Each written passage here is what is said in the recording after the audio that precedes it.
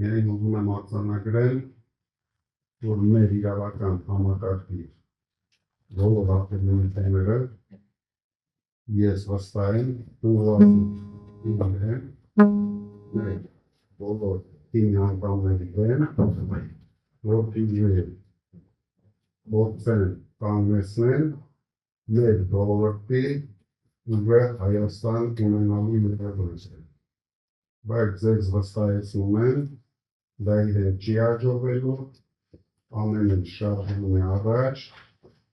փոփոխությունները լինելու են, շատ շուտով ուժեղ Հայաստան ունենալու։